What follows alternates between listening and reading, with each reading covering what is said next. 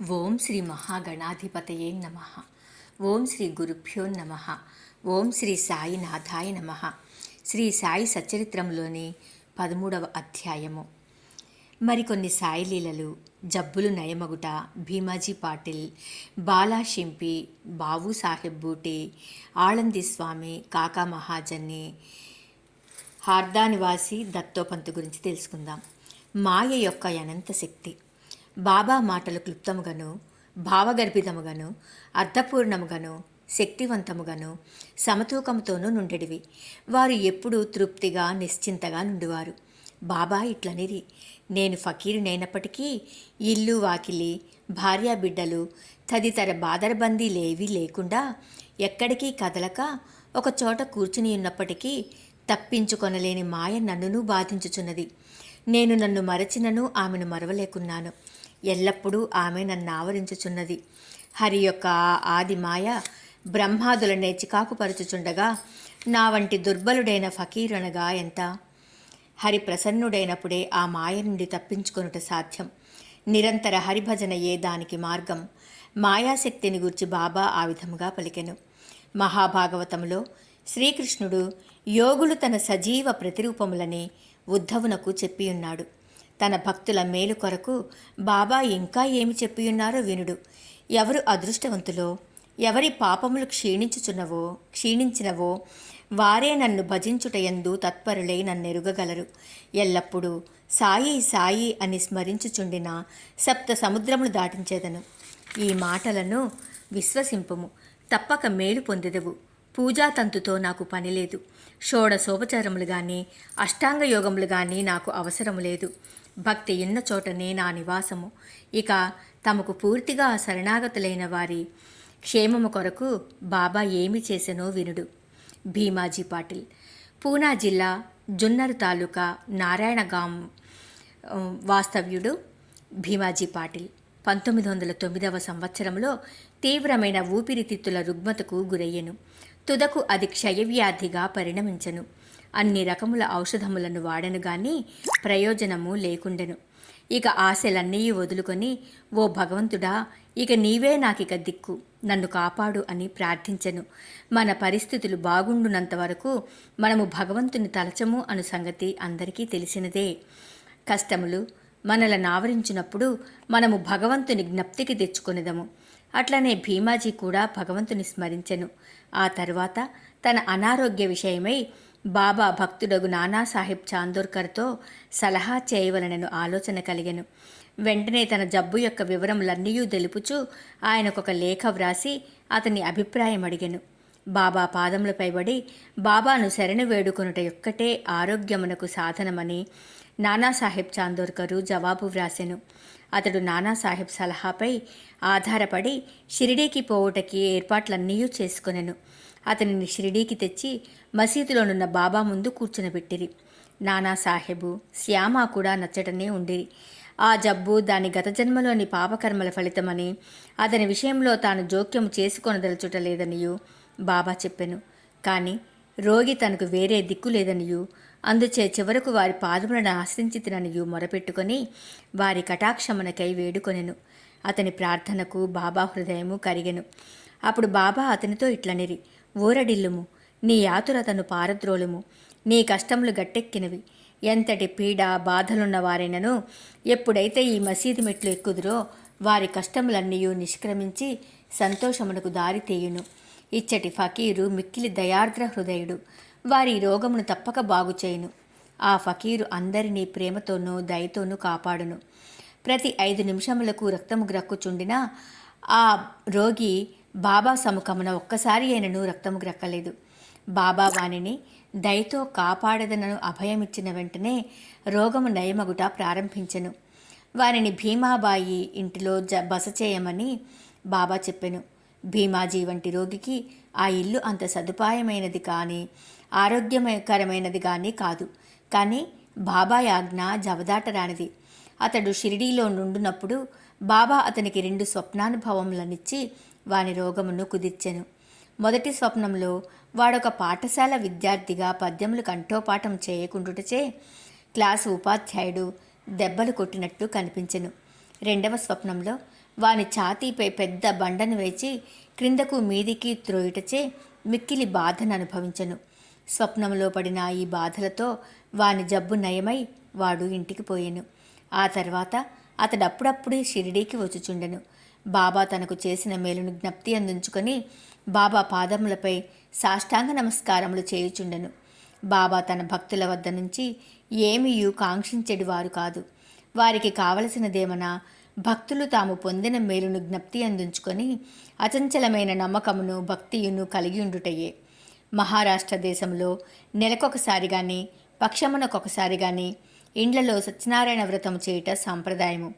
కానీ భీమాజీ పాటిలు ఆ సత్యనారాయణ వ్రతమునకు మారుగా క్రొత్తగా సాయి సత్యవ్రతమును తన ఊరు చేరిన వెంటనే ప్రారంభించెను. బాలాగణపతి షింపి. బాలాగణపతి అనువాడు బాబా భక్తుడు.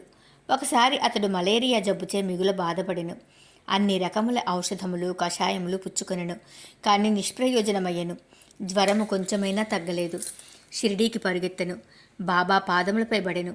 బాబా వానికి లక్ష్మీ మందిరం ముందరనున్న నల్లకొక్కకు పెరుగన్నం కలిపి పెట్టమని చెప్పెను. ఈ వింత రోగ నివారణోపాయమునెట్లు నెరవేర్చవలనో బాలాకు తెలియకుండెను. ఇంటికి పోగా అచట అన్నము పెరుగు సిద్ధముగా నుండుట చూచెను. రెంటినీ కలిపి లక్ష్మీ మందిరం వద్దకు తెచ్చెను. అచ్చటొక నల్లని కుక్క తోకయాడించుకొనుచు కనిపించెను. పెరుగన్నము కుక్క ముందర పెట్టెను. కుక్క దానిని తినెను. అంతటితో బాలాగణపతి మలేరియా జబ్బు శాశ్వతంగా పోయెను. ఇక బాపు సాహెబ్ బూటి. ఒకానొకప్పుడు బాపు సాహెబ్ బూటి జిగట విరేచనములతోనూ వమనములతోనూ బాధపడుచుండెను. అతని అలమారు నిండా మంచి మంచి మందులుండెను. కానీ అవేమియూ గుణమివ్వలేదు. విరేచనముల వలనో వమనముల వలనో బాపు సాహెబ్ బాగా నిరసించెను. అందుచే బాబా దర్శనమునకై మసీదుకు కూడా పోలేకుండెను. బాబా అతనిని మసీదుకు రమ్మని కబురు పంపి అతడు రాగానే తన ముందు కూర్చుండబెట్టుకొని తమ చూపుడు వ్రేలాడించుచు, జాగ్రత్త, నీవిక విరోచనము చేయకూడదు, వమనము కూడా ఆగవలెను అనెను. బాబా మాటల సత్తువనుగనుడు.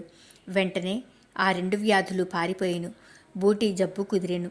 ఇంకొకప్పుడు బూటీకి కలరా సోకెను. తీవ్రమైన దప్పికతో బాధపడుచుండెను. డాక్టర్ పిళ్ళయ్య అను వైద్యుడు ఎన్ని ఔషధములను ప్రయత్నించెను. కానీ రోగం కుదరలేదు. బాపు సాహెబ్ అప్పుడు బాబా వద్దకు వెళ్ళి ఏ ఔషధము పుచ్చుకొనినచో తన దాహము పోయి జబ్బు కుదురునని సలహా అడిగెను. బాదం పప్పు, పిస్తా ఆక్రోటు నానబెట్టి పాలు చక్కెరలో ఉడికించి పుచ్చుకొనినచో రోగము కుదురునని బాబా చెప్పెను. ఇది జబ్బును మరింత హెచ్చించునని ఏ డాక్టర్ అయినను చెప్పును. కానీ బాపు సాహెబు బాబా యాజ్ఞను శిరసావహించెను. పాలతో తయారు చేసి దానిని సేవించెను. విచిత్రముగా రోగము వెంటనే కుదిరెను. ఆళంది స్వామి. ఆళంది నుండి ఒక సన్యాసి బాబా దర్శనమునకై షిరిడీకి వచ్చెను. అతనికి చెవిపోటు ఎక్కువగా నుండి నిద్ర పట్టకుండెను. శస్త్రచికిత్స కూడా చేయించుకొనెను. కానీ వ్యాధి నయము కాలేదు. బాధ ఎక్కువగా నుండెను. ఏమి చేయుటకు తోచకుండెను. తిరిగి పోవునప్పుడు బాబా దర్శనమునకై వచ్చెను. అతని చెవిపోటు తగ్గుటకేదైనా చేయుమని శ్యామ ఆ సన్యాసి తరపున బాబాను వేడుకొనెను. బాబా అతని నెట్లు ఆశీర్వదించెను. అల్లాహ్ అచ్చా కరేగా, భగవంతుడు నీకు మేలు చేయును. ఆ సన్యాసి పూనా చేరి 1 వారం రోజుల పిమ్మట షిరిడీకి ఉత్తరము వ్రాసెను. ఆ ఉత్తరములో తన చెవిపోటు తగ్గిననియు కానీ ఇంకనూ వాపు తగ్గలేదనియు వ్రాసెను. వాపు పోగొట్టుకొనుటకై శస్త్రచికిత్స చేయించుకొనవలనని బొంబాయి వెళ్ళెను. డాక్టర్లు చెవి పరీక్ష చేసి శస్త్రచికిత్స అవసరం లేదని చెప్పిరి. బాబా వాక్కుకున్న శక్తి అంత అద్భుతమైనది. ఇక కాకా మహాజని. కాకా మహాజని అను ఇంకొక భక్తుడు కలడు. అతడు నీళ్ల విరేచనములతో బాధపడుచుండెను. బాబా సేవకు ఆటంకము లేకుండానట్లు ఒక చెంబు నిండా నీళ్లు పోసుకుని దానిని మసీదులో ఒక మూల పెట్టుకొనెను. అవసరం వచ్చినప్పుడల్లా పోచుండెను. సర్వజ్ఞుడైన బాబాతో నేమియూ చెప్పనక్కరలేదనియూ బాబాయే త్వరలో తనకు స్వస్థత చేకూర్చుననియూ కాకా నమ్మెను. మసీదు ముందర రాళ్లు తాపన చేయుటకు బాబా సమ్మతించెను. కావున పని ప్రారంభమైను. వెంటనే బాబా కోపోద్దీపితుడే బిగ్గరగా నడుచును. అందరూ పరిగెత్తిపోయిరి. కాకా కూడా పరిగెడ మొదలెడను. కానీ బాబా అతనిని పట్టుకొని అచ్చట కూర్చుండబెట్టెను. ఈ సందడిలో నెవరో వేరుశనగ పప్పుతో చిన్న సంచిని అచ్చట విడిచి పారిపోయిరి. బాబా యొక్క పిడికెడు శనగపప్పు తీసి చేతితో నలిపి పొట్టును ఊదివేచి శుభ్రమైన పప్పును కాకాకిచ్చి తినుమనెను. తిట్టుట, శుభ్రపరచుట, తినుట ఒకేసారి జరుగుచుండెను. బాబా కూడా కొంత పప్పును తినెను. సంచి ఉత్తది కాగానే నీళ్లు తీసుకుని రమ్మని బాబా కాకాను ఆజ్ఞాపించను. కాకా కుండతో నీళ్లు తెచ్చను. బాబా కొన్ని నీళ్లు త్రాగి కాకాను కూడా త్రాగుమనెను. అప్పుడు బాబా ఇట్టనెను, నీ నీళ్ల విరేచనములు ఆగిపోయినవి. ఇప్పుడు నీవు రాళ్లు తాపన చేయి పనిని చూసుకొనవచ్చును. అంతలో పారిపోయిన వారందరూ తిరిగి మసీదు చేరిరి. పని ప్రారంభింపబడెను. విరేచనములు ఆగిపోవుటచే కాకా కూడా వారితో కలిసెను. నీళ్ల విరేచనములకు వేరుశనగపప్పు ఔషధమా? వైద్యశాస్త్ర ప్రకారము వేరుశనగపప్పు విరేచనములను హెచ్చించును కానీ తగ్గించలేదు. ఇందు నిజమైన ఔషధము బాబా యొక్క వాక్కే. హార్దా నివాసి దత్తోపంతు. దత్తోపంతు హార్దా గ్రామ నివాసి. అతడు కడుపు నొప్పితో 14 సంవత్సరములు బాధపడెను. ఏ ఔషధము వానికి గుణమునివ్వలేదు. అతడు బాబా కీర్తి వినెను. వారు జబ్బులను దృష్టి చేతనే బాగు చేసేదరన్న సంగతి తెలుసుకొని షిరిడీకి పోయి బాబా పాదములపై పడెను. బాబా అతనిని దయాదృష్టితో ఆశీర్వదించెను. బాబా అతని తలపై తమ హస్తము నుంచి ఊది ప్రసాదమిచ్చి ఆశీర్వదించకనే అతనికి గుణమిచ్చెను. ఆ జబ్బు వలన తిరిగి అతడు ఎన్నడూ బాధపడలేదు. ఇంకొక 3 వ్యాధులు. మాధవరావు దేశ్పాండే మూలవ్యాధిచే బాధపడెను. సోనాముఖి కషాయంను బాబా వానికిచ్చెను. ఇది వానికి గుణమిచ్చెను. 2 సంవత్సరముల పిమ్మట జబ్బు తిరగదోడెను. మాధవరావు ఇదే కషాయమును బాబాయాజ్ఞ లేకుండా పుచ్చుకొనెను. కానీ వ్యాధి అధికమాయెను. తిరిగి బాబా ఆశీర్వాదంతో నయమయ్యెను. 2వది, కాక మహాజని అన్నగారైన గంగాధర పంతు అనేక సంవత్సరములు కడుపు నొప్పితో బాధపడెను. బాబా కీర్తి విని షిరిడీకి వచ్చెను. కడుపు నొప్పి బాగు చేయమని బాబాను వేడెను. బాబా వాని కడుపును తమ హస్తముతో స్పృశించి భగవంతుడే బాగు చేయగలడెను. అప్పటి నుండి అతని కడుపు నొప్పి తగ్గి వ్యాధి పూర్తిగా నయమయ్యెను. ఇక 3వది, ఒకప్పుడు నానాసాహెబ్ చాందోర్కరు కడుపు నొప్పితో మిగుల బాధపడెను. ఒకనాడు రాత్రింబవళ్ళు ఆ బాధతో సతమతమయ్యెను. డాక్టర్లు మందులు ఇంజెక్షన్లు ఇచ్చిరి, కానీ అవి ఫలించలేదు. అప్పుడు అతడు బాబా వద్దకు వచ్చెను. బాబా ఆశీర్వదించెను. వెంటనే అతని జబ్బు పూర్తిగా తొలగిపోయెను. ఈ కథలన్నీ నిరూపించినదేమనా, అన్ని వ్యాధులు బాగొగుటకు అసలైన ఔషధము బాబా యొక్క వాక్కు. ఆశీర్వాదములు మాత్రమే కానీ ఔషధములు కావు. 13వ అధ్యాయము సంపూర్ణం. సర్వం శ్రీ సద్గురు సాయినాథుని దివ్య చరణార విందార్పణమస్తు. శుభం భవతు. ఓం శ్రీ సాయినాథాయ నమః.